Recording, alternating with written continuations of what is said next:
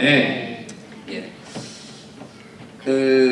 제가 이제 3일 동안 4번에 거쳐서 베드로에 대한 말씀을 쭉 한번 살펴보려고 합니다. 사실은 저희 교회에서 5주에 걸쳐서 이제 방학 동안에 제자 훈련 시작하기 전에 제자의 삶이 무엇인가를 한번 쭉 돌아보면서 주일날 나누었던 말씀들인데요. 그 말씀을 다시 4주로 좀 나누고 정리해가지고 여러분과 나누어 보려고 합니다. 베드로의 이야기를 특별히 살펴보는 이유가 있습니다.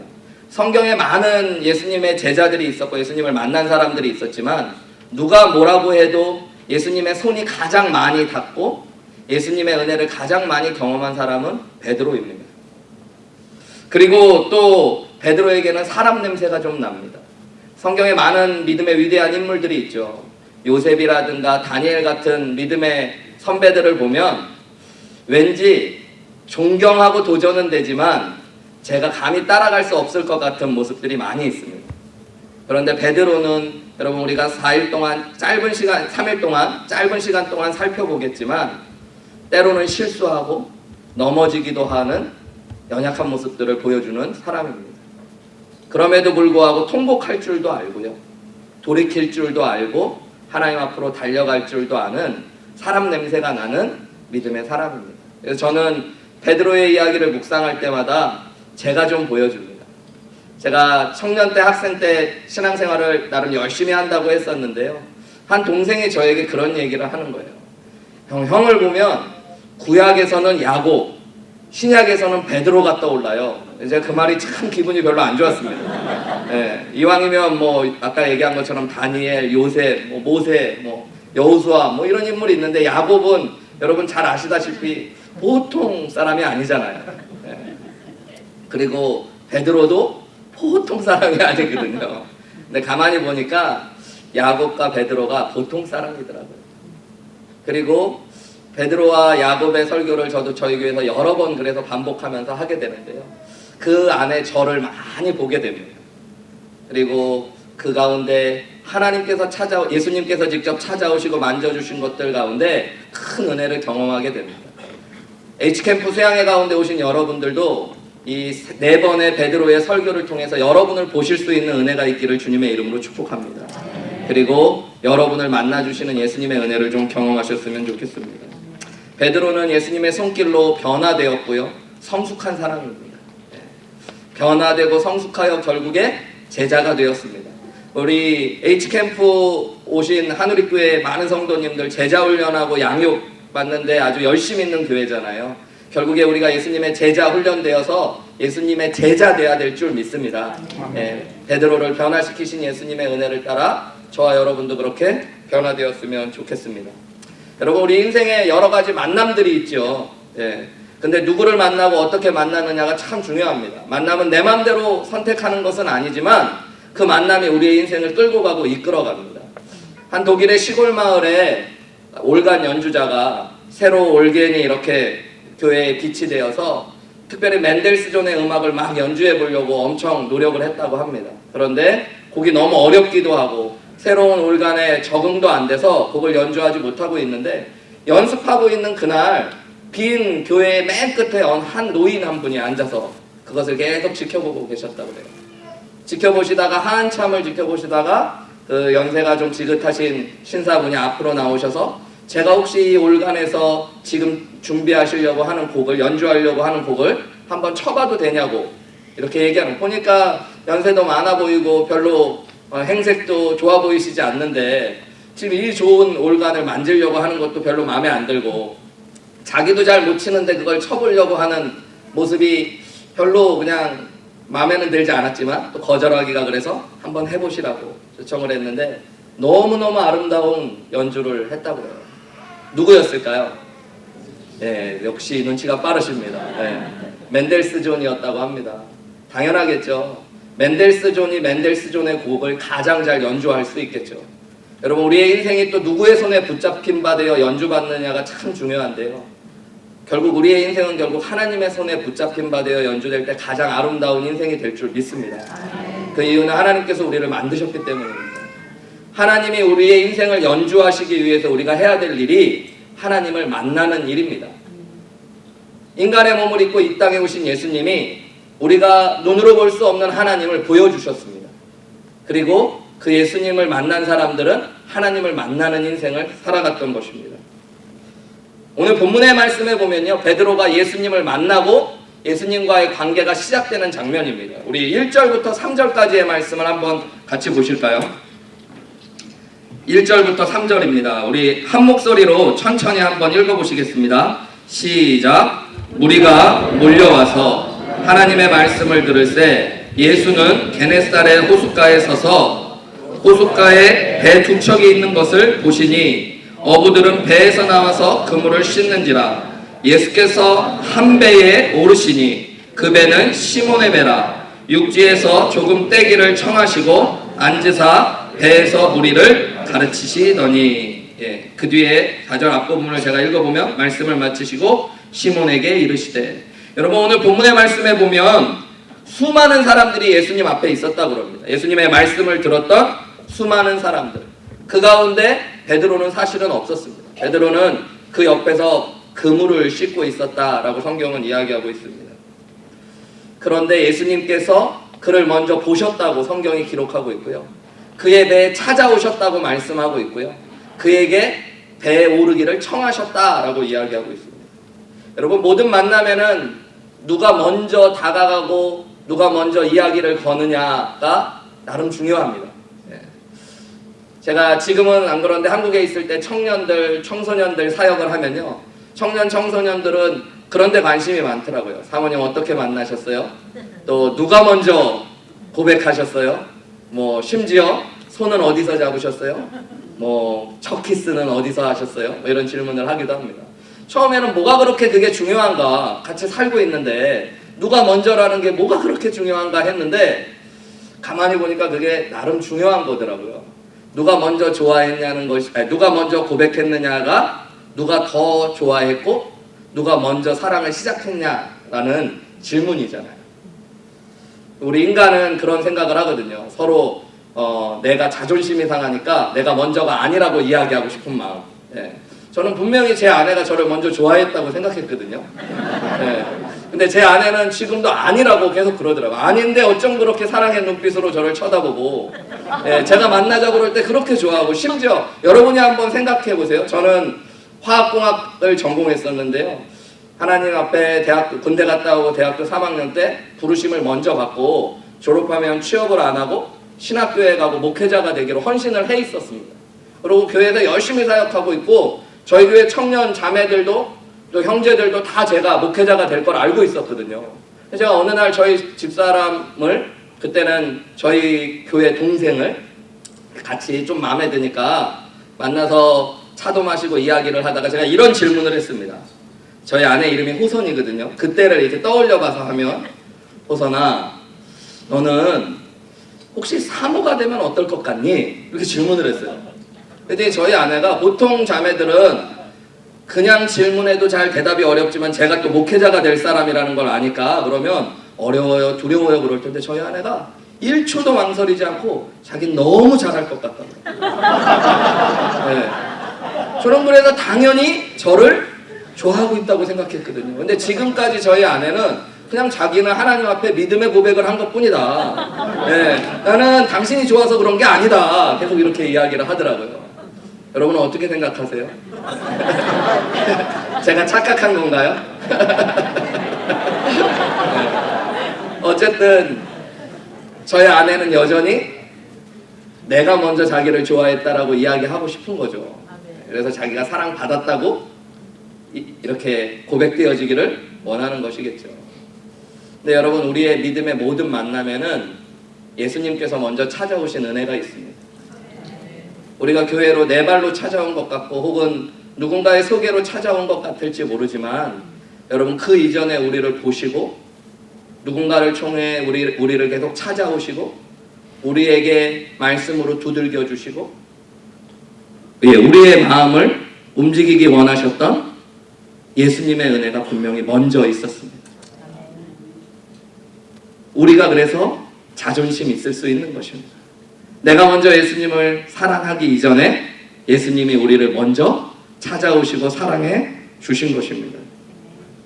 우리의 모든 신앙의 출발은 예수님이 우리를 찾아오시고 사랑해 주신 거예요. 성경의 표현대로 보면 그냥 찾아오신 것이 아니라 하나님이신 그분이 하늘 보좌를 버리시고 우리를 구원하시고 우리와 함께 하시기 위하여 인간의 몸을 입고 이 땅에 찾아오셨습니다. 예수님은 찾아오시는 분이세요. 우리에게 오라고만 말씀하시는 분이 아니라 우리에게 날마다 찾아오시는 분이십니다. 여러분, 그분은 우리의 믿음의 첫 출발에만 찾아오신 것이 아니라 우리의 날마다의 삶에도 찾아오시는 분이십니다. 일상의 삶의 자리에도, 예배의 자리에도, 기도의 자리에도 우리가 주님 앞에 나아가는 것 같지만 주님이 먼저 우리에게 찾아오시는 분이십니다. 여러분, 이 H캠프에 오신 여러분을 먼저 찾아오시는 예수님이 계시다는 걸 바라보시기 원합니다. 그분이 여러분을 기다리고 계시고요, 여러분의 마음을 두들기고 계신 줄 믿습니다. 예수님 당시에는 대부분의 제자들이 스승을 찾아가는 문화가 있었습니다. 스승이 제자를 찾아가는 것은 볼품없는 것입니다. 제자들이 스승에게 찾아가서 절 좀 받아주십시오 하는 문화가 당시의 랍비들의 문화였습니다. 스승이 자기를 받아주면 자기는 행복한 사람이 되는 것입니다. 근데 여러분, 성경을 보세요. 예수님은 항상 어떻게 하세요? 찾아가십니다.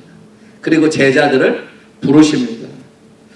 그냥 정말 대단한 사람, 권력 있고 잘생기고 능력 있고 똑똑한 사람들을 찾아가는 것이 아니라 성경에 보면 연약하고 볼품없고 죄인인 사람들을 찾아가셔서 만나주시고 불러주시는 것이 예수님의 은혜입니다. 여러분, 저와 여러분이 그 은혜를 이미 받은 줄 믿습니다.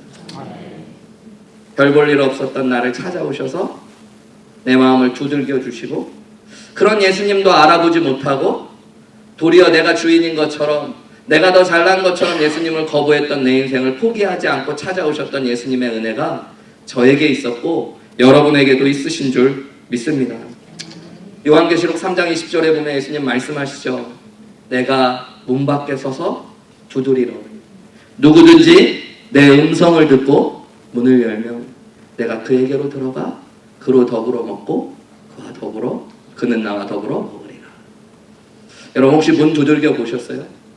저는요, 한번 저희 교회에서 성도님 두 가정이 너무 친한 가정이에요. 버지니아에 같이 유학을 왔고 같이 같은 비즈니스를 시작하게 되면서 이제 사이딩을 하고 지붕 이렇게 고치는 일들을 하면서 같이 사업을 확장하고선 위스콘신으로 이사를 와서 저희 교회에 온 가정이 있었습니다. 근데 어떤 여러 가지 일들로 둘이 아주 다투고 안 좋은 일들이 생겼어요. 목사님, 목회자가 볼 때 마음이 너무 아프잖아요. 그래갖고 한쪽 집에 가가지고 제가 믿음이 더 좋아 보이고 목사님한테 더 순종할 것 같은 자매님에게 그래도 믿음이 있으니까 화해하고 좀 마음을 풀었으면 좋겠다고 이야기했더니 제 얘기를 가만히 듣고 있는 것 같다가 아주 부드러운 말로 저한테 그러더라고요. 목사님, 그러면 저희가 교회를 안 나오겠습니다. 그러고 그냥 확 나가버렸어요. 그래갖고 제가 너무 황당해서 어떻게 해야 될지를 모르고 있다가 쫓아가야겠다. 그래갖고 그 자매님 집으로 막 쫓아갔어요. 그래서 한 30분 정도 교회에서 걸리는데요. 쫓아간 다음에 문을 두들겼죠. 초인종을 누르고 얘기를 더 하자. 그 얘기가 아니지 않냐. 그랬더니 목사님, 그냥 가세요. 목사님 보고 싶은 마음이 없습니다. 문을 두들기면서 그래도 기도만 하고 갈게요. 기도는 제가 할게요. 그냥 가세요. 막 그러면서요. 제가 그 앞에서 갖고 문을 두들기고 결국에 열어주지 않았습니다. 그러고 집에 들어오는데요. 마음이 그렇게 아프더라고요. 야, 이렇게 문전박대를 당해보나 뭐 이러면서. 나중에 물론 한 4개월 정도 뒤에 미러키는 갈 교회가 별로 없거든요. 결국에 자기 발로 찾아와서 지금 얼마나 신앙생활 열심히 하는지 모릅니다. 근데 제가 그날 어디에서도 해보지 않았던 문을 두들기고 열리지 않는 문을 열어달라고 했던 날의 기억들이 있어요. 근데 오늘 말씀을 묵상하다가 그날의 예수님이 떠오르더라고요. 저는 교회 다니는 집에서 태어났지만 사실은 예수님을 진짜 구원자의 주님으로 모시고 믿고 살아가지 않고 종교적으로 신앙적으로 그냥 교회가 놀이터고 그냥 즐겁게 교회 다니는 것이 좋았지 예수님을 만나고 믿는 것은 한참 뒤에 제가 이제 중고등학생이 되어서였습니다. 제가 중학교 한 2학년 정도가 됐을 때 예수님에 대한 복음을 듣게 되었어요. 예수님이 하나님이시고 그분이 인간의 몸을 입고 나의 죄를 대신하여 죽으시고 나를 시험 가운데 붙잡아 주시기 위하여 이 땅에 인간의 몸을 입고 오셨고 그분이 이미 나의 죄를 대속하여 십자가에 못 박혀 죽으셨고 부활하셔서 지금은 만유의 주권자여 하나님으로 하나님 보좌 우편에 앉아 계시다는 그 복음을 듣고 누구든지 그 예수님을, 그 복음을 믿으며 영접하며 예수님을 만나고 구원받는다는 그 은혜로 말미암아 중학교 2학년 때 예수님을 영접하게 되었습니다. 그런데 그것이 얼마나 기쁜 일이었는지 몰라요. 얼마나 감격적인 일이었는지 몰라요. 그래서 제가 잘한 줄만 알았어요. 그런데 돌아보니까요, 그 전부터 예수님은 저희 부모님을 통해서 교회에서 여러 선생님들을 통해서 제 마음의 문을 두들기고 저에게 찾아오셨는데 제가 얼마나 마음의 문을 꽉 닫고 교회는 다니기는 다니는데 예수님을 마음에 모셔드리지 않았는지 모릅니다. 그런데 말씀을 준비할 때 앞에 얘기했던 그날의 제 모습이 자꾸 떠오르더라고요. 문 밖에 서서 두들기고 자매님 그러지 말고 문 좀 열어주세요. 그냥 기도하고 우리 조금 더 이야기해 봅시다. 네. 여러분이 보시기에는 어떠실지 모르겠지만 제가 저희 동네에서는 그래도 나름 다른 교회에서도 교회들이 좋아하는 목사거든요.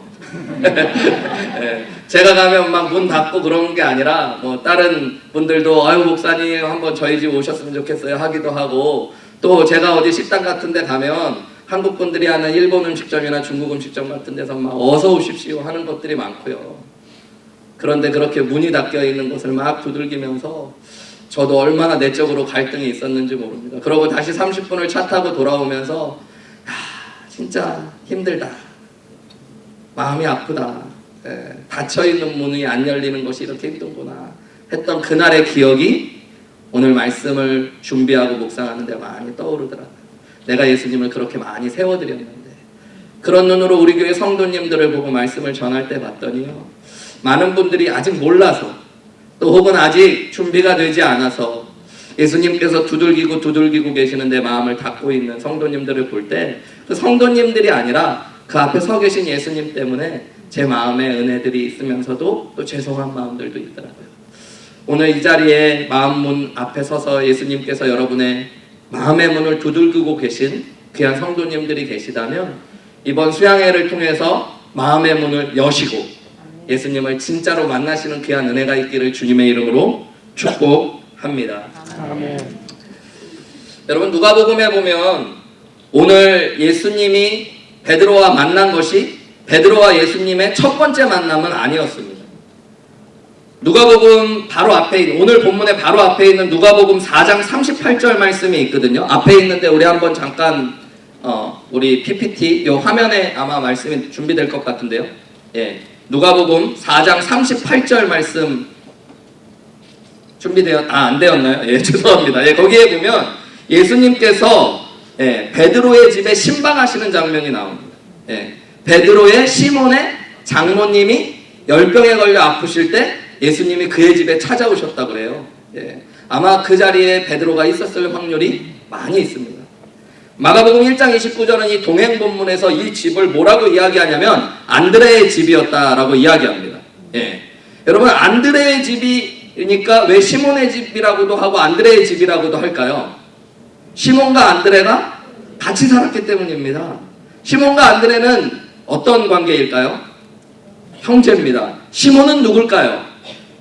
베드로입니다. 예, 그러니까 예수님이 오늘 본문을 나눌 베드로의 집에 방문하셨고요. 이 베드로라는 사람의 이름이 시몬이기도 한데요. 시몬의 동생이 안드레라고 이야기할 수 있습니다. 요한복음 1장 35절에서 42절의 말씀이 있거든요. 우리 함께 말씀을 좀 보실까요? 요한복음 1장 35절에서 42절입니다. 혹시 성경이 있으시면요. 요한복음 1장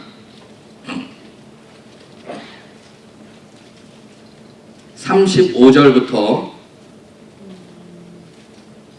말씀해 보시면 다 읽으시면 기니까요. 40절부터 42절까지만 같이 한번 읽을까요? 성경 있으신 분들이 요한복음 1장 40절부터 42절입니다. 시작. 요한의 말을 듣고 예수를 따르는 두 사람 중에 하나는 시몬 베드로의 형제 안드레라. 그가 먼저 자기의 형제 시몬을 찾아 말하되 우리가 메시아를 만났다 하고, 메시아는 번역하면 그리스도라. 데리고 예수께로 오니 예수께서 보시고 이르시되 내가 요한의 아들 시몬이니 장차 게바라하리라 하시니라. 아멘. 예. 무슨 얘기냐면요, 여러분 요한복음에 보면 침례 요한이라는 사람의 제자 2명이 예수님을 찾아와서 예수님이 누구이신가 알기를 원하는 장면이 나옵니다. 그때 예수님이 와서 함께 하자고 이야기하시고요, 예수님과 함께 한 다음에 예수님이 메시아라는 것들을 발견하게 됩니다. 그 중에 한 사람이 시몬의 형제였던 안드레였다라고 이야기합니다. 이 안드레가 예수님을 만나고 예수님이 메시아인 걸 알고 나서 처음으로 한 일들이 무엇이냐면 자기 형 시몬에게 가서 우리가 메시아를 만났다라고 얘기하고 예수님께 시몬 베드로를 데리고 왔다라는 것입니다. 그때 예수님이 뭐라고 말씀하셨냐면 너는 장차 게바가 될 거야, 반석 같은 인물이 될 거야 라고 말씀하셨대요. 근데 여러분, 여기 재미있는 것이 베드로는 아무 말도 하지 않습니다. 표현도 되지 않습니다. 그러니까 한번 가족에 끌려가서 예수님을 만난 적이 있었던 거예요. 근데 그건 별로 의미 있는 만남이 아니었습니다. 동생 안드레는 예수님을 메시아라고 고백했는데 베드로는 그때 아직 예수님을 고백하고 만나지는 않았던 것 같아요.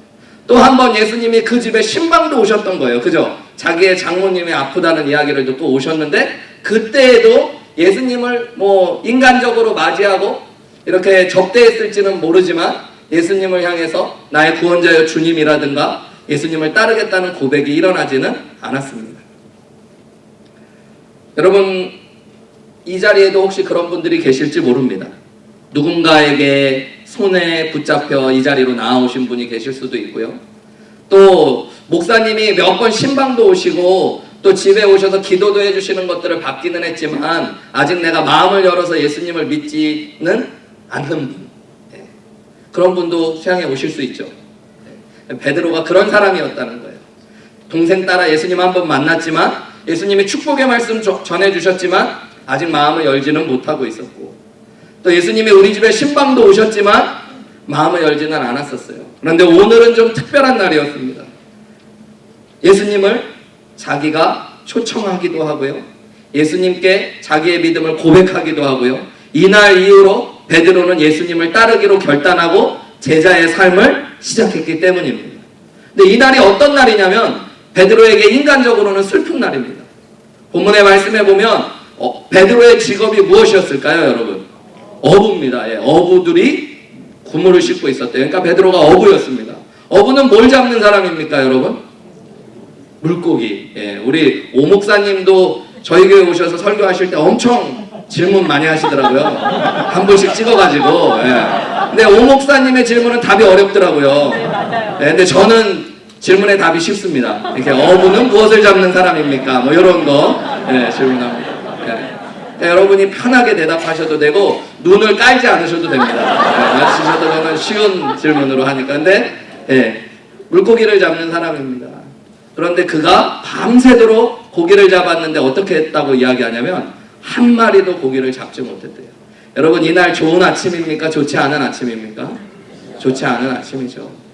하루 종일 장사했는데 손님이 한 명도 들어오지 않은 날, 하루 종일 사람들을 만나 물건을 팔려고 했는데 하나도 물건을 팔지 못한 날, 그런 날과 같은 날이 바로 오늘 베드로의 아침이었습니다. 예수님은 사람들을 모아놓고 옆에서 말씀을 전하고 있는데 베드로에게는 그 말씀이 들렸을까요? 들리지 않았을까요? 잘 들리지 않았던 것 같습니다. 그래서 본문에는 예수님이 무리들 앞에서 말씀하셨다고 그러는데 그 말씀이 무엇인지는 기록되어 있지도 않습니다. 베드로는 그저 그물을 씻으며 오늘 또 하루를 살아갈 날들을 생각하고 있었을 것입니다. 그냥 이런 일 때려치우고 싶다 이러고 싶은데 어부는 그럴 수 없잖아요. 가족들이 또 하루 잡은 고기로 생계를 유지해야 되니까 오늘은 실패했을지 모르지만 오늘 밤에는 다시 그물을 씻어 바다로 나아가야 되는 것이 어부의 삶이잖아요. 그래서 그물을 씻고 있었던 것입니다. 그런데 예수님이 그를 보셨어요. 그리고 그에게 찾아오셨어요. 그것뿐만 아니라 배를 좀 띄우고 나를 좀 태워달라고 이야기하십니다. 여러분, 귀찮은 일일까요? 즐거운 일일까요? 귀찮은 일이죠. 오늘 영업 접은 날이잖아요. 집에 들어가서 이제 좀 쉬고 무거운 몸을 좀 샤워도 하고 좀 쉰 다음에 저녁에 다시 힘을 내서 일해야 될 것 같은데 예수님이 그물을 씻고 있는 그에게 오셔서 자기를 태우고 배를 좀 띄워달라고 이야기해요. 그런데 이상하게 이날 예수님이 거부되어지지 않는 것입니다. 그러고 물을 띄어 배를 타고 가셨던 예수님이 뭐 어떤 특별한 일을 하시거나 뭐 다른 질문을 하시는 게 아니라 갑자기 이런 말씀을 하십니다. 그물을 깊은 데로 던져보라는 것입니다. 여러분 이거 이상한 말 아닙니까? 밤새도록 베드로가 뭐 했어요? 그물질했어요.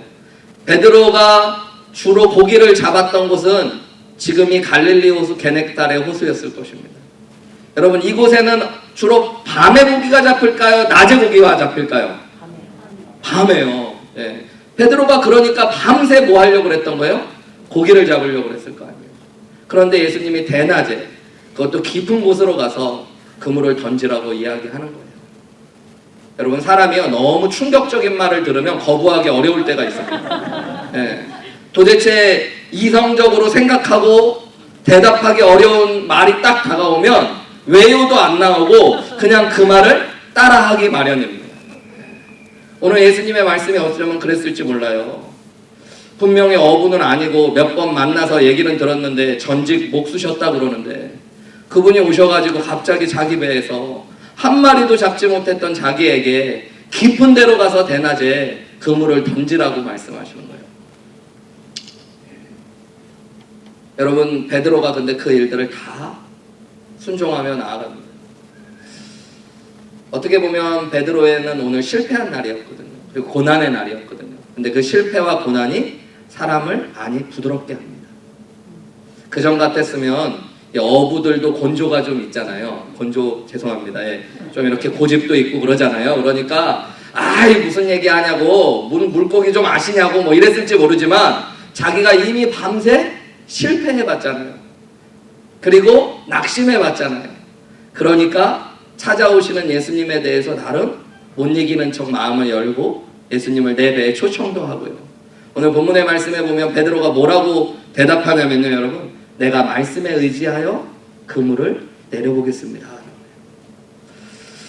여러분 혹시 이 자리에 계신 분들 중에 H캠프라서 오기는 오는데 삶의 자리에서 조금 낙심되고 힘들고 어려운 일이 있으신 분들이 있다면 오늘 그리고 이 H캠프가 여러분이 예수님을 만날 수 있는 특별한 날이 될 줄 믿습니다. 그 날이 우리를 겸손하게 하고 부드럽게 하고 예수님 앞에 우리를 세우는 날입니다. 베드로는 오늘 그분의 말씀을 거부하지 못합니다. 배 한가운데 오셔서 깊은 데로 그물을 던지라고 요구하시는 예수님 앞에 말씀에 순종하여 그물을 내리게 되어지는 것입니다. 그리고 기적이 임하죠. 말씀해 보면 예수님의 능력과 살아계심을 경험하여 많은 사람들이 피하고 바꾸는 것에 익숙한 그곳에서 말씀으로 자신을 변화시키는 예수님을 경험하게 되어지는 것입니다. 예수님을 모시고 만나게 되어지는데 베드로가 한 일이 있었어요. 그죠 여러분?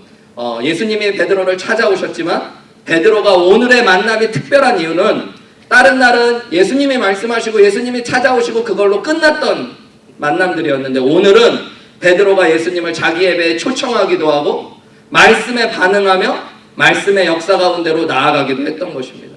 여러분 우리가 예수님과의 진짜 만남을 시작하기 위해서는 이 말씀의 역사가 필요합니다.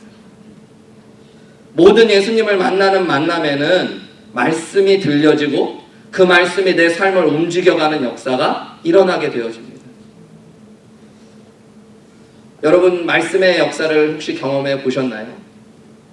그 전에 오늘 본문의 말씀에 보면 1절부터 앞에 제가 말씀을 나눈 대로 다시 누가복음 5장으로 넘어오시면 5장 1절에 무리가 몰려와서 하나님의 말씀을 들을세 라고 이야기하는데 그 말씀은 어떤 말씀인지도 기록되어 있지 않습니다. 그런데 4절에 보면 예수님께서 시몬에게 하신 말씀은 분명하게 기록되어져 있습니다. 깊은 데로 가서 그물을 내려 고기를 잡으라 라고 이야기하고 있는 것입니다.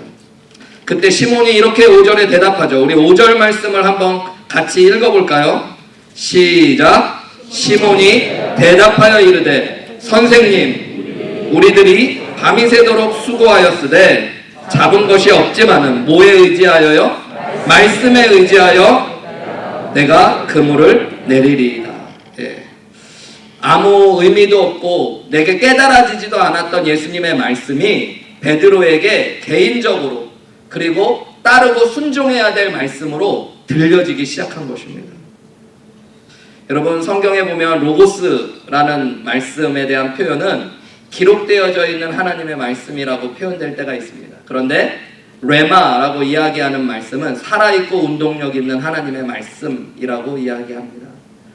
내 인생에서 기록되어 있는 진리이신 하나님의 말씀이 살아서 운동력 있는 나에게 하시는 하나님의 말씀으로 들려지는 순간이 예수님을 만나고 경험하는 순간입니다. 때로는 어렵고 힘든 일이 있는 일일지 모르지만, 내 고난의 순간일지 모르지만 하나님이 내 마음을 부드럽게 만주셔서 하나님의 말씀이 들려지게 하시는 그 자리가 예수님을 만나는 자리입니다. 이번 수양회 가운데 여러분에게 하나님의 말씀이 살아있고 운동력 있는 하나님의 말씀으로 들려지시기를 간절히 축복합니다. 저희 교회 한 자매님 신혼부부가 한 4년 전에 교회를 등록했는데요. 젊은 자매도 의사, 젊은 형제도 의사였습니다.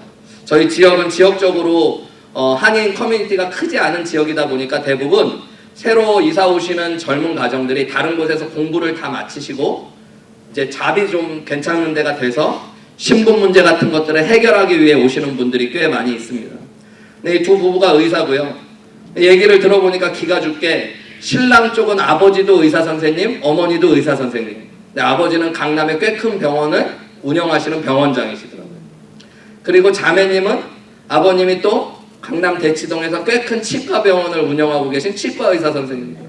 괜찮은 집안에 있는 형제 자매죠. 보니까 아주 반듯하고 모습도 좋은 사람들입니다. 얘기를 들었더니 한국의 서울에서 가장 큰 교회 중에 한 교회를 어머님, 부모님 따라 다녔고, 부모님들이 그곳에서 친하지는 않았는데 자식들이 이제는 커가니까 우리 자식도 외국에서 공부했는데 우리 아이도 의사인데 뭐 이렇게 해서 서로 중매를 서게 돼가지고 결혼을 시켰다 그러고 온 거예요. 그리고 나름 너무 나이스하게 교회도 다니고 매주 교회를 오고 저도 이제 인사도 하고 예배를 드리며 있었는데 어느 날 자매가 한 6개월 정도 지나고 저에게 상담을 요청을 하더라고요. 그래서 교회에서 이야기를 듣기 시작했습니다. 이 자매가 얌전하고 그냥 저하고도 6개월 교회를 다녔지만 인사회에는 별로 말을 안 했던 자매인데, 이 자매가 앉자마자 무슨 일이냐고 혹시 저하고 어떤 이야기를 나누기 원하시냐고 그랬더니 아무 말 안 하고 눈물을 막 그냥 흘리는 거예요. 줄줄줄줄줄줄줄줄줄줄줄 계속 눈물을 흘리더라고요. 한참을 또 오는 것들을 보고 또 기다려주고 그러면서 이야기를 듣는데요. 자기가 나름 한국에서, 이 자매는 한국에서 의대를 나왔고 남편은 미국에서 의대를 나왔는데 부모님이 이제 좋은 남편감이 있다고, 너도 미국 가서 이제 면허 따고 그러면 되니까 같이 결혼해서 성공하라고 선을 봐서 결혼을 했다는 거예요. 결혼을 했는데 신랑이 자기를 사랑하지 않는다는 거예요.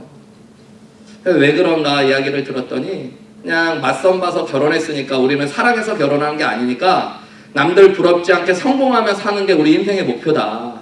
그러니까 너 빨리 공부해서 의사 되는 게 목표다라고 이야기하고요. 아내하고는 별로 얘기도 안 하는데 한국에 계신 어머니하고 남편이 2시간씩 매일 통화를 하는 거예요. 그러면서 아내에게 있었던 불만을 나름 나이스하게 직접은 얘기 안 하는데 가장 좋은 친구인 엄마에게는 다 얘기를 하는 거예요. 그러니까 시부모님이 돈이 좀 있고 그러시니까 아들이 막 너무 힘들다고 그러면은 비행기를 타고 바로 날라오시는 거예요, 시카고로. 그래가지고 2박 3일 호텔 잡아놓고 며느리 불러놓고 또 가르치시고 또 날라가시고. 네. 그래서 자매가 너무너무 힘들고 그래서 하루는 시어머니에게 그랬대요. 어머니, 저희 진짜 문제는 뭐냐면요, 저희 부부가 사랑해야 되는데 남편이 사랑하려고 하지 않아서 문제예요. 그랬더니 시어머니도 그러시더래요. 너희가 무슨 사랑을 이야기하냐, 너희가 언제 사랑해서 결혼했냐. 그러니까 그냥 남들 부럽지 않게 행복하게 성공하는 게 제일 좋은 거니까 그냥 넌 열심히 공부나 해서 빨리 의사 면허 미국에서 따고 성공해라. 그런 이야기만 하는 거예요. 이 자매가 얼마나 외롭겠어요. 자기도 나름 부족하지 않은 집에서 태어나서 한국에서 의대까지 나오고 또는 남편을 만나서 나름 사랑받을 줄 알고 결혼했는데 남편은 자기에게 사랑은 아무것도 없고 날마다 그런 거예요. 그러면서 자기 이야기들을 하는 거예요. 제가 근데 도저히 어떻게 이야기를 해야 될지 모르겠더라고요. 뭐 사랑받는 법을 알려드려야 되는 건지, 뭐 시부모님과의 관계를 어떻게 하는지 저도 잘 모르겠고. 그런데 이 자매가 그런 이야기를 하는 거예요. 목사님, 그런데요, 제 삶에 놀라운 변화가 일어났는데, 자기는 어렸을 때부터 어머니 따라서 죄송합니다. 한국의 어떤 큰 교회 그냥 다니면서 교회 열심히 다니고 부모님이 하라는 봉사도 하고 교회 다니면서 그냥 그렇게 살아가는 것이 제 신앙에 별 문제 없고, 저도 신앙생활을 하나의 취미생활처럼 하면서 아무 문제 없고 잘 사는 인생이라고 살아왔는데, 제가 인생의 어려움을 만나고 너무 힘들고 외롭고 혼자 있으면서, 남편은 자기랑 같이 방에도 없고 혼자 있는 그런 사랑받지 못하는 아내로서의 모습으로 6개월을 지내면서 처음에는 너무 힘들고 괴롭고 어떻게 해야 되나 모르다가 놀라운 변화들이 일어났는데, 주일날 목사님의 말씀이 들려지기 시작한다. 그래서 저희 교회가 요즘에는 6개월치만 설교를 올려놓는데요. 예전에 한 4년 전까지는 제가 처음 했던 설교부터 모든 설교를 유튜브에 다 올려놨었거든요. 그 자매가, 목사님 요즘에는 밤에 잠을 못 자서 목사님 설교를 듣고 또 듣고 그 수십 편의 설교를 듣는데 그 말씀이 저를 살리는 유일한 길입니다. 그리고 이 자매가 하는 얘기가 뭐 이혼하고 싶습니다, 죽고 싶습니다, 그런 얘기인 줄 알았거든요. 그때까지만 해도. 그러면 내가 어떻게 말려야 되나, 뭐 우리 집에다가 데려다 놓고 아내 옆에서 재워야 되나, 막 그런 생각을 했는데, 그런 얘기 하는 거예요. 목사님, 제가 미러키 교회에 와서 예수님을 만났습니다. 말씀 가운데 나를 찾아오신 예수님을 제가 그 밤새 말씀을 들으며 그분이 내 귀에 속삭여주고, 내가 너를 사랑한다, 내가 너와 함께한다, 그러면서 앞에 우리가 말씀을 나눈 대로 내 인생 가운데 예수님이 수없이 내 마음 문 밖에서 내 마음을 두들기고 계셨던 그 예수님을 만났다라고 이야기하더라고요. 물론 뭐 여기 계신 분들 중에는 여기서 아멘하고 끝나면 제일 좋은데, 그래서 어떻게 됐대, 뭐 이런 분들이 많으시잖아요. 네. 계속 저한테도 질문하고, 뭐 아무것도 모르는 남편한테 그 젊은 부부는 어떻게 됐대, 뭐. 6개월 정도 뒤에 부부가 그냥 결국에는 따로따로 삶을 살기로 하고, 자매는 한국으로 돌아가고 남편은 서부 쪽으로 가서 의사의 삶을 살기로 하고 헤어졌는데요. 그 자매가 한국으로 돌아가고 나서도 몇 번 저희 교회에 헌금을 보냈습니다. 내가 예수님을 만난 교회를 생각하면서 감사하다고, 열심히 신앙생활 하겠다고. 어떻게 보면 참 불행해 보이는 삶이잖아요. 뭐 30대 초반의 자매가 열심히 공부하고 부모님 따라 부모님이 원하시는 삶을 살다가 성공의 길 앞까지 갔고, 남들 부럽지 않은 삶을 살려고 했지만 이혼한 사람이 되어지고, 이 자매가 인간적으로는 빨리 이혼하고 싶지만 이혼하지 못하는 게, 목사님 제 자존심 같아요, 제가 이혼했다는 사람이 되고 싶지 않아서, 막 그런 이야기 했는데, 인간적으로 보면 조금 실패한 것 같을지 모르죠. 그런데 그 가운데 그래도 감사할 수 있는 건 그 자매가 말씀으로 찾아오신 예수님을 만났다는 것입니다. 여러분, 오늘 예수님을 만나는 은혜가 여러분 가운데 있으시기를 주님의 이름으로 축복합니다. 그냥 말씀이 그냥 헛도는 것이 아니라 나에게 지금 살아서 말씀하시는 하나님의 음성으로 들려주시고, 그래서 예수님을 만나는 은혜가 있으시기를 주님의 이름으로 축복합니다. 오늘 베드로에게 일어났던 일이 그런 일이었습니다. 그리고요, 그렇게 예수님을 만나기 시작하니까 이 베드로 안에 반응이 일어나고 변화가 일어나는데요. 첫 번째로는 자기에 대한 인식의 변화가 일어납니다. 우리 8절 말씀에 보면 시몬 베드로가 물고기가 가득 잡히는 역사를 경험하고 나서 예수님 앞에 한 말이 있습니다. 우리 8절 말씀을 같이 한번 읽어볼까요? 시작! 시몬 베드로가 주여 나를 떠나소서 나는 죄인이로소이다. 예. 베드로가 지금 자기를 뭐라고 고백하고 있습니까? 나는 죄인입니다. 여러분, 베드로가 지금 갑자기 무슨 큰 죄를 지은 건 아니잖아요. 베드로가 그 전날 밤새 뭐 했어요? 고기잡이 했습니다. 그리고 예수님이 오셔서 예수님을 또 아름답게 초청했습니다. 예수님의 말씀에 순종하여 그물도 내렸습니다. 그런데 갑자기 자기의 삶에 자기가 죄인이라는 고백을 던져놓게 된 이유는 무엇일까요? 예수님이 누구이신가를 알고 났을 때 예수님 앞에 자기를 세우면 베드로는 내가 예수님 앞에서 죄인이라는 것들을 깨닫기 시작한 것입니다. 여러분, 교회를 다니면 많은 분들이 죄에 대한 이야기를 할 때 어떤 분들은 거부감을 느낍니다. 그 이유는 세상적으로 생각하는 죄를 교회에서도 똑같이 생각하시기 때문입니다. 네, 여러분, 성경에서 얘기하는 구원의 문제에 있어서의 죄의 중심은 예수님을 믿지 않는 것이 죄입니다. 예수님도 말씀하셨죠. 죄에 대하여라 함은 저희가 나를 믿지 않는 것이라고 말씀하셨습니다. 여러분, 이것이 왜 죄입니까? 우리를 창조하시고 우리를 구원하시고 우리를 사랑하시는 예수님을 예수님으로 믿지 않는 것, 그것보다 큰 죄가 이 땅에 없는 것입니다. 베드로 역시 예수님을 몇 번 만났잖아요. 그리고 예수님의 축복도 들었잖아요. 그런데 베드로는 예수님을 예수님으로 또 하나님으로 구원자로 주님으로 영접한 적이 없었습니다.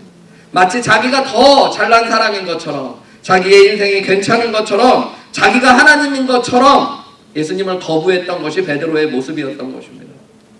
창세기에 보면 여러분, 죄의 시작이 창세기 3장에 2장에 또 3장에 기록되어져 있죠. 거기에 보면 죄가 시작될 때 여러분, 동산 중앙에 예수님께서 선악을 알게 하는 나무를 심으셨다라고 이야기하죠. 그리고 에덴 동산을 너무너무 아름답게 만드셨다라고 이야기합니다. 결국에 인간이 사단의 꾀에 빠져 선악과를 따먹고 범죄하게 된 이야기가 성경에 기록되어져 있잖아요. 청년들이나 학생들에게 말씀을 가르치다 보면 좀 삐딱한 학생들은 꼭 그런 질문을 합니다. 우리가 죄 지은 건 다 하나님 책임 아니냐. 선악과를 만들어 놓고 그걸 또 먹지 말라고 얘기하고 잘 보이는 데다 갖다 놓고 다 아셨다고 이야기하고 그러니까 예수님이 죄 짓게 해놓고 예수님이 또 죽어주시고 또 믿으라 그러고 이건 완전히 좀 안 되는 거 아니냐 뭐 이러는 말들을 많이 듣습니다. 네, 여러분 한번 생각해 보세요. 에덴 동산은 누가 만드셨어요? 하나님. 아담과 하와도 누가 만드셨어요? 하나님. 그 에덴 동산에 있었던 모든 실과와 과실들은 피조물이죠. 창조주는 오직 하나님 한 분이시죠. 아담과 하와도 피조물입니까? 창조주입니까? 피조물이죠. 그런데 성경의 창세기 2장에 보면 하나님이 아담과 하와를 에덴 동산에 두시면서 뭐라고 그러셨냐면, 네가 이 동산에 있는 모든 실과를 임의대로 네 마음대로 먹되 동산 중앙에 있는 나무의 열매는 먹지 말라. 먹으면 정녕 죽으리라 말씀하셨습니다. 여러분, 그러니까 이렇게 한번 생각해 보세요.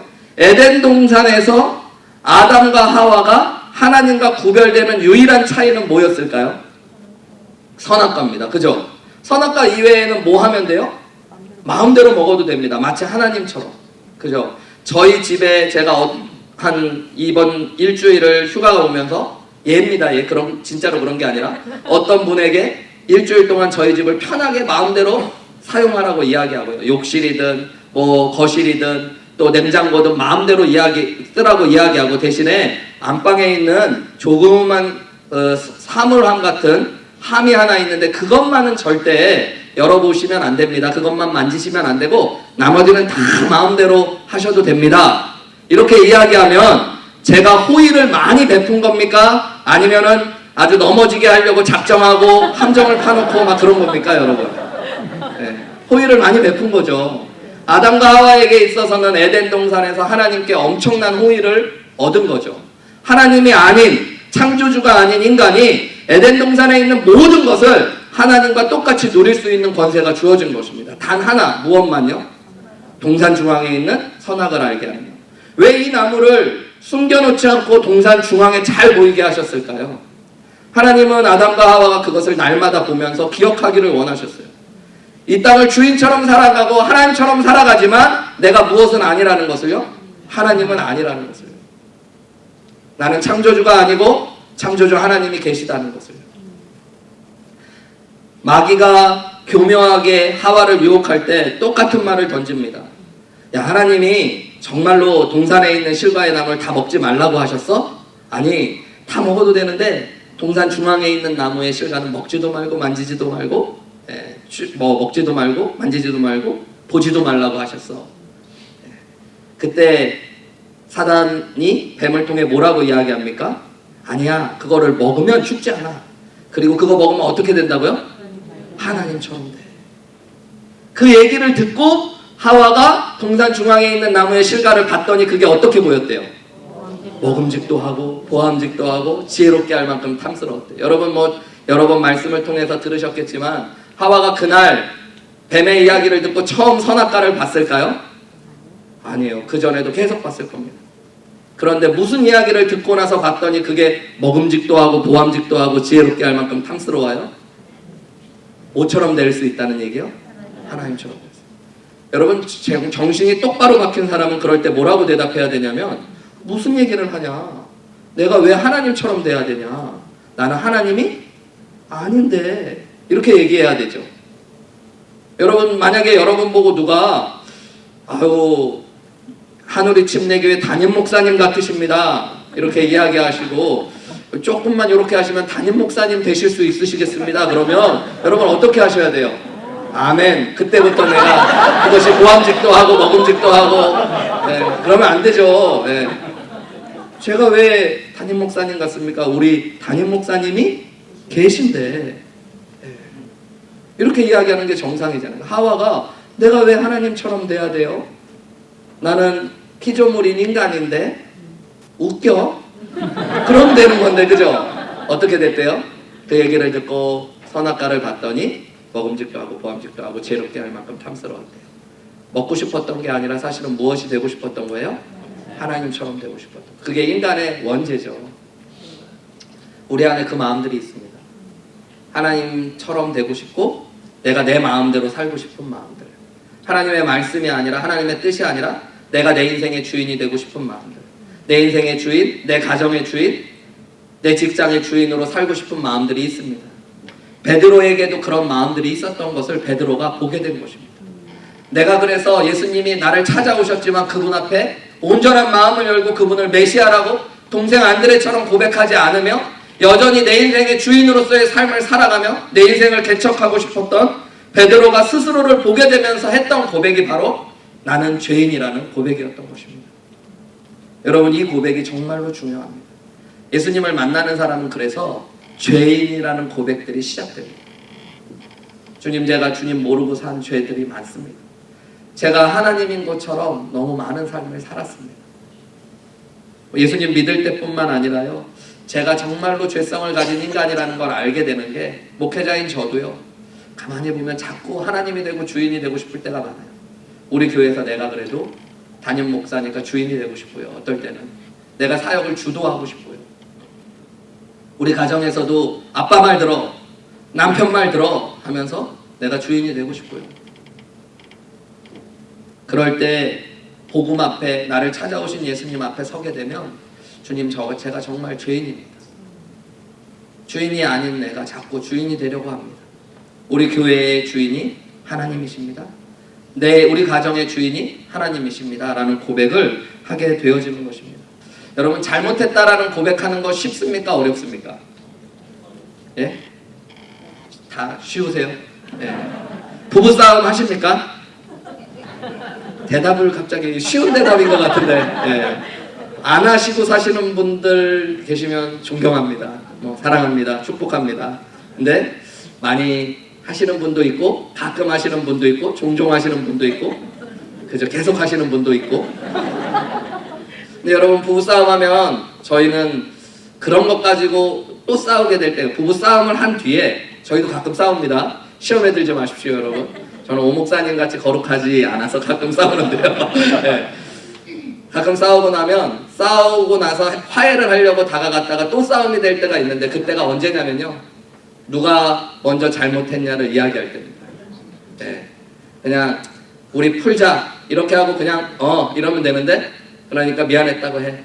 이렇게 되잖아요. 내가 뭐가 미안해? 당신이 이러면 이렇게 시작되잖아요. 그죠? 그럼 야 내가 말을 안 해서 그렇지 내가 먼저 한 게 아니라 이게 여기서부터 시작된 거라고 그러니까 우리 아내는 저기서부터 시작됐다고 그러고 막 이러면서 서로 미안하다고 안 하고 또 싸움이 되죠. 인간이 잘못했다라는 고백을 한다는 건 참 어려운 것입니다. 그런데 예수님 만나는 사람들 안에는 이 놀라운 변화가 시작됩니다. 우리는 예수님 만나기 전에 다 의로운 척하고 죄 짓지 않은 것처럼 예수님 앞에서도 서 있으려는 경향들이 있습니다. 그런데 여러분 오늘 우리를 찾아오시는 예수님 앞에 우리의 죄를 죄로 고백할 수 있는 은혜들이 있었으면 좋겠습니다. 예수님, 제가 주인이 아닌데 주인처럼 살았고 주인이신 예수님을 주인으로 모시지 않고 살았습니다. 그래서 때로는 해서는 안 되는 말, 해서는 안 되는 행동들, 해서는 안 되는 모습으로 서 있었던 적이 너무너무 많습니다. 그런데 다시 한번 제 죄를 고백하며 예수님 만나기 원합니다. 여러분, 이것은 꼭 예수님 처음 믿을 때뿐만 아니라 우리의 날마다의 삶에 찾아오시는 예수님을 다시 한번 인격적으로 깊이 경험하기 위해 오늘 우리에게 필요한 은혜인 줄 믿습니다.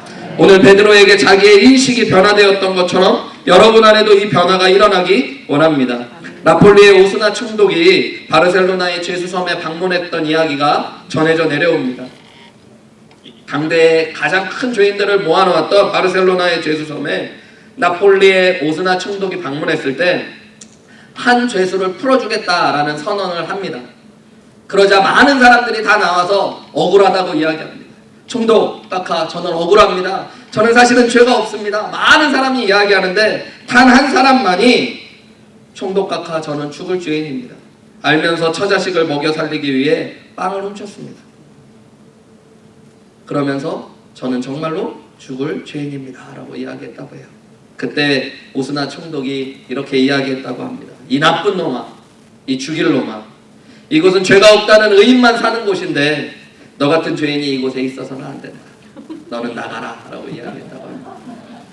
여러분, 하나님의 나라는 저는 죄인이 아닙니다 하는 사람들이 가는 곳이 아니라 하나님, 저는 죄인입니다. 하나님, 저는 하나님이 아닌데도 하나님을 하나님으로 섬기지 않고 내가 하나님처럼 살았던 어리석은 죄인입니다 라고 고백하는 자들이 가는 곳인 줄 믿습니다. 여러분, 변화는 자기의 잘못을 인정하는 데서부터 시작됩니다. 신앙도 거기서부터 시작되는 것입니다. 문제가 있는 곳에 가보면요, 다 잘못이 없다고 합니다. 제가 몇 번 그 문제가 있는 교회를 방문한 적이 있습니다. 막 나눠지고 쪼개지고 뭐 이렇게 해가지고, 근데 완전히 쪼개지지는 않고요, 곧 쪼개질 곳들. 그래서 이제 뭐 한 군데는 교육관에서 예배드리고 한 군데는 예배당에서 예배드리고, 같이 예배당에서 드리는데 좌파 우파로 나눠가지고 막 예배드리고 쳐다도 안 보고, 그런 교회를 한 2군데 정도 방문한 적이 있는데요, 공통점이 있더라고요. 찢어지는 곳들의 공통점. 가서 이야기를 나눠보면 다 잘못은 있다고 그럽니다. 근데 누가 잘못이 있다고 그럴까요? 쟤네들이 잘못이 있다고 다 그럽니다. 목사님, 진짜 쟤네들 문제입니다. 아닙니다. 이쪽에 가보면 아니, 저분들이 문제입니다. 막 얘기해. 잘못을 엄청 얘기하는데 자기들은 다 뭐라고 이야기할까요? 잘못이 없는 거예요. 그런 것들은 반드시 깨지더라고요. 그런데요, 문제가 조금 있고 어려움이 있지만 하나님의 은혜 가운데 서는 교회들은 다 이렇게 이야기하더라고요. 우리가 잘못했습니다. 우리가 부족했습니다 라고 이야기하더라고요. 저희 교회는 43년 된 교회입니다. 제가 너무너무 존경하고 사랑하는 안수 집사님이 계세요. 우리 목사님도 오셔가지고 보시고 너무 놀라울 정도로 착하시고 교회 신앙생활 잘하시고 목사님 섬기신다고 가끔 이렇게 저한테 물어도 보시고 하시는 안수 집사님이 계신데, 그분이 정말로 인격도 신앙도 제가 보면 너무너무 존경스러워요, 진짜로. 그래서 하루는 그 LA 쪽에 세미나를 같이 갔다 오다가 비행기를 타고 오는 길에 제가 여쭤봤어요. 집사님, 어떻게 하면 집사님처럼 신앙생활을 하고 교회를 섬길 수 있습니까? 어떤 은혜를 받아야지 도대체 그렇습니까? 그랬더니 그분이 저는 말입니다, 일주일에 이만큼씩 기도하고요, 이만큼씩 말씀 묵상하고요, 그럴 줄 알았는데 그게 아니라 이분이 이러시더라고요. 제가 몰려 저 엄청 잘못이 많았습니다 그러면서 얘기하는데요, 제가 저희 교회 43년 역사의 6번째 담임 목사거든요. 목사님 앞에 한 분 빼고 나머지 4분은 제가 쫓아냈습니다 그러면서 자기 고백을 하시는 거예요. 그때 근데 자기가 잘못인지 몰랐대요. 교회를 위해 하는 일인 줄 알았대요. 그리고 진짜 그래야 되는 줄 알았대요. 그런데 어느 날 자기가 예수님의 은혜 가운데로 진짜로 들어갔더니 모든 것이 내 잘못이라는 걸 알게 됐대요. 근데 가만히 들어보니까요, 이분 잘못이 많은 게 아니라요, 다른 문제도 많았더라고요. 그런데 중요한 건 이분이 은혜의 비단으로 들어갔더니 뭐를 깨닫기 시작하는 거예요? 내 죄가 보이기 시작하는 거예요. 여러분, 오늘 우리의 문제는 은혜의 빛 가운데 들어가지 않아서 빛을 비춰주시는 주님의 은혜로 말미암아 내 죄가 보이지 않는 것입니다. 여러분, 빛 가운데 나아가면 우리의 어두움이 밝게 보여지기 시작합니다. 예수님의 은혜 가운데로 깊이 들어가면 내 죄가 보이기 시작해야 되는 거예요. 저는 이번 수양회를 통해서 여러분들이 빛 대신 예수님 만나시고 여러분에 대한 연약함들을 발견하시고 주님 앞에 고백하실 수도 있는 용기와 은혜가 있으시기를 주님의 이름으로 축복합니다. 예수님 앞에 죄를 고백했더니요, 예수님이 그래 이 죄인아, 오늘 베드로가 주님 저를 떠나서서 저는 죄인입니다 그랬더니 그래 이 죄인아 이렇게 말씀하시면 어쩔 수 없잖아요. 근데 그게 아니라 오늘 본문의 말씀에 보면 예수님께서는 10절에 무서워하지 말라 이제 후로는 내가 사람을 취하리라 말씀하십니다. 여러분, 예수님은요, 죄인인 인간이 예수님 앞에 나와 죄를 고백할 때 우리의 죄를 말씀하시고 정죄하시는 분이 아니라 우리를 안아주시고 감싸주시고 예수님의 소망과 기대를 다시 품어주시고 부어주시는 좋으신 예수님이신 줄 믿으시기 바랍니다. 예수님 앞에 나는 주인입니다 라고 고백할 때 예수님은 우리를 용서하시고 우리를 향한 예수님의 꿈을 말씀해 주십니다. 너는 죄인이다가 아니라 오늘 베드로에게 내가 너로 사람을 낚는 어부가 되게 할 거야 라고 말씀하셔요. 요한복음 1장 42절 우리 앞에 본 말씀에 보면 예수님은 처음 베드로를 봤을 때부터 계속 기대와 소망만 말씀하셔요. 너는 게바와 같은 반석 같은 인생이 될 거야. 너는 사람을 낚는 어부가 될 거야. 여러분, 예수님 앞에 그래서 죄를 고백하는 걸 두려워하지 마세요. 예수님 앞에 나와 내 죄를 고백하며 예수님을 나의 구원자여 주님으로 고백할 때 예수님이 우리를 정죄하시는 것이 아니라 용서하시고 예수님에 대한 새로운 소망으로 우리를 부어주시는 줄 믿습니다. 여러분, 예수님의 전직이 목수시잖아요. 목수는 쓸모없는 것을 아름다운 작품으로 바꾸는 사람들입니다. 예수님은 우리의 인생을 그렇게 바꾸어 가실 수 있는 분이십니다. 오늘 베드로가 예수님을 만나며 예수님에 대한 인식 안에도 변화가 일어납니다. 여러분, 5절 말씀에 보면 베드로는 예수님을 뭐라고 불렀을까요? 시몬이 처음에 대답하여 이르되 선생님 이렇게 불렀죠. 그런데 8절에 보면 시몬 베드로가 이를 보고 예수의 무릎 앞에 엎드려 이르되 뭐라고 예수님을 불러요?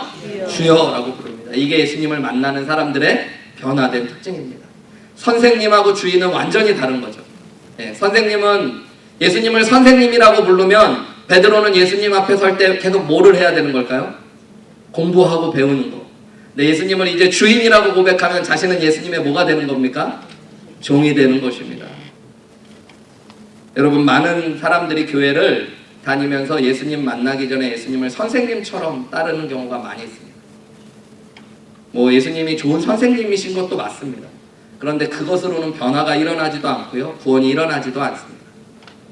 공부하는 거 좋아하는 거 좋은데요, 여러분, 교회하고 신앙생활을 너무 공부만 하셔서는 안 됩니다. 공부를 통해 예수님을 진짜로 만나셔야 돼요. 그 만남은 예수님을 주님으로 구원자로 고백할 때 일어나는 것입니다.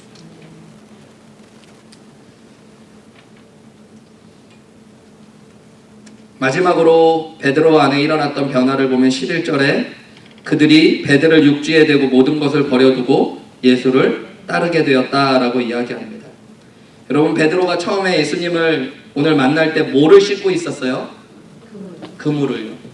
밤새도록 고기를 잡으려고 했는데 한 마리도 잡지 못했던 그 그물을 또 씻고 있었던 이유는 실패한 자리지만 포기할 수 없고 계속 붙잡고 살아가야 되는 것이 그물이었다는 것입니다. 그런데 예수님 만나고 났더니 그물도 포기할 수 있는 인생이 됐어요. 여러분, 이게 그물이 쓸데없어진 것이 아니라 예수님이 얼마나 귀한 분인지, 내 인생이 그저 고기를 잡는 인생뿐만 아니라 예수님을 만나 예수님을 쫓는 인생으로 살아가는 것이 훨씬 값지다는 것들을 깨닫기 시작한 것입니다. 여러분, 이 복이 여러분에게도 임하시기를 주님의 이름으로 축복합니다. 저는 대학 다닐 때 화학공학을 전공했다고 그랬잖아요.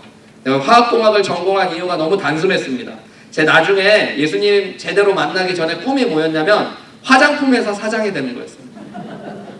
근데 화장품 회사 사장이 되고 싶은 꿈도 너무 단순했습니다.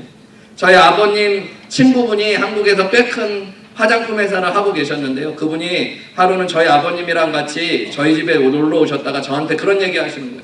야, 너희 아버지 뭐 직장 다니고 이런 거 다 별 볼 일 없어. 회사는 화장품 회사가 제일 좋은 거야. 뭐 이렇게 얘기하시면서요. 제가 왜 좋은데요? 얘기했더니 한국에서 보면 여자들이 제일 많은 곳이 화장품 회사야.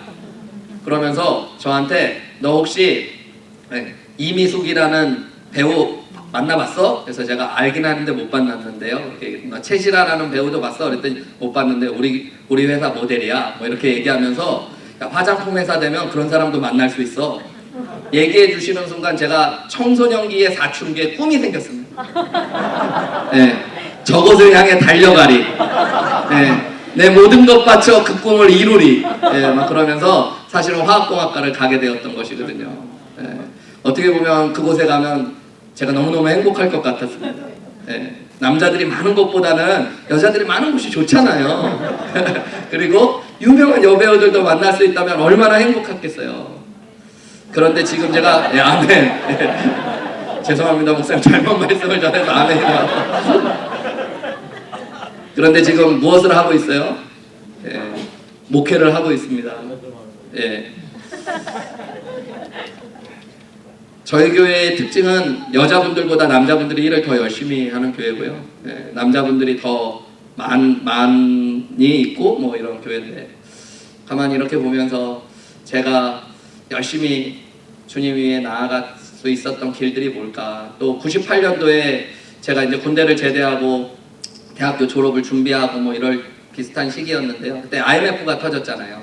99년도 뭐 이러면서 취업들이 다 안 될 때 또 하나님께서 은혜 가운데 졸업하기 전에 저희 과 전체 중에 2명이 취업이 됐는데 제가 취업할 수 있는 은혜들이 되었었는데 직장들을 내려놓을 때 사람들이 조금 의아해하는 것들이 있었거든요. 이렇게 직장 구하기 힘들 때 또 직장을 내려놓는다고 이야기할 때 근데 그 길을 걸어가면서 한 걸음 한 걸음 목회자의 길들을 걸어가면서 제가 참 감사하고 행복한 이유는 제가 이제는 빈 그물을 싣고 또 빈 배를 타면서 또 하루하루 먹기 살기 위해 살아가는 것이 나쁜 것은 아니지만 단지 그것만을 위해 뛰어가는 인생이 아니라 세상 사람들이 볼 땐 볼품 없을지 모르지만 이제 예수님을 만났고 내 인생의 목적이 예수님이 되어서 무엇을 하든지 간에 예수님께 영광 돌리며 살고 싶은 인생의 가치관의 진정한 변화를 저도 경험하게 되어진 것입니다. 오늘 베드로가 그 변화를 경험했습니다. 여러분 만남은 기적과 같은 것입니다. 오늘 본문을 보면서 어떤 설교자는 그런 이야기를 하더라고요. 이 오늘 본문에는 숨어있는 기적이 많이 등장한다고. 어부가 밤새도록 그물질을 했는데 고기를 한 마리도 잡지 않는 것 그것은 기적일까요? 기적이 아닐까요? 기적입니다 여러분. 한 마리라 피레미라도 잡히는 게 마련인데 한 마리도 잡히지 않는 것. 그래서 어떤 목사님 그런 이야기 하시더라고요. 예수님께서 물고기들을 쫓아내시면서 베드로의 마음을 만지시고 부드럽게 하시고자 얼마나 밤새도록 예수님은 사실은 일하셨을 거라고. 또 여러분 오늘 본문의 말씀에 보면 어떤 분은 또 그런 기적을 이야기하시더라고요. 베드로는 현직 뭐예요? 어부입니다. 예수님은 전직 뭐예요? 목수예요. 그런데 누가 명령을 해요? 전직 목수가 현직 어부에게 뭐에 대해서 이야기를 해요? 그물질에 대해서 얘기하는데 현직 어부가 순종하며 말씀에 기대어 역사를 이루어 가잖아요. 그러면서 예수님으로 만나고 자신의 연약함을 보게 되어집니다. 이 안에는 많은 기적이 있다라는 이야기들을 하면서 그런 것들을 우리에게 알려주는 거죠. 우리가 예수님을 만난 모든 것이 기적입니다. 여기 계신 분들 태어날 때부터 예수님 만난 분들 별로 없으시죠? 어떤 분들은 미국에 안 왔으면 예수님 안 믿었을 거라는 분들도 분명히 계시겠죠. 그런데 우리가 예수님을 진짜로 믿고 만나고 살아간다는 건 얼마나 기적 같은 일입니까? 제 대학교 때 친구들도 저에게 이야기합니다. 대학교 때까지만 해도 조금 군대 가기 전에 철이 없어가지고요. 좀 그래도 대학생 됐으니까 하고 싶은 거 다 해보고 놀아볼 거 다 놀아보자라고 그러면서 친구들한테 나쁜 것도 많이 가르쳐줬는데 배운 게 아니라 제가 나중에 목회자가 돼서 목사를 한다 그러니까 몇몇 친구들은 우리한테 이런 거 저런 거 가르쳐줬던 네가 아주 나쁜 건 아닙니다 여러분.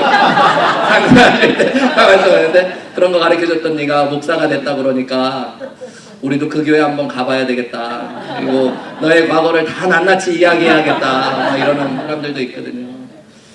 저희 누나들 둘은 저를 보면서 날마다 신기해합니다.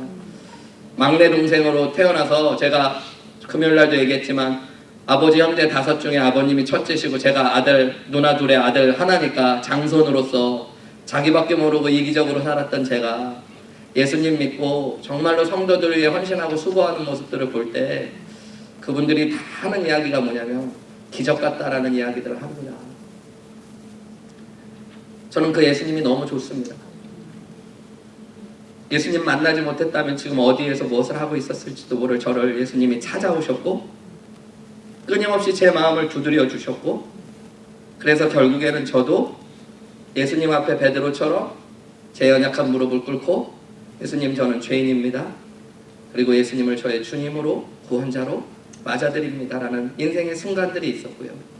그 순간부터 지금까지 제 인생은 얼마나 아름답고 행복한지 모르겠어요. 저는 이 자리에 계신 분들 가운데 아직 예수님 만나지 못한 분이 계시다면 그 예수님 만나는 은혜가 있었으면 좋겠습니다. 그리고 예수님 만난 분들이 계시다면 그 만남을 다시 회복하시는 은혜들이 있었으면 좋겠습니다. 만남은 기적입니다. 여러분 사람이 사람을 만나는 것도 기적인데 하나님이 여러분을 만나주신 것 이거보다 놀라운 은혜가 어디에 있습니까? 그 예수님과 놀라운 관계를 시작하는 것보다 더 귀한 일이 어디에 있습니까? 우리 함께 잠깐 기도하면서 오늘 이 밤에 나아가기 원합니다.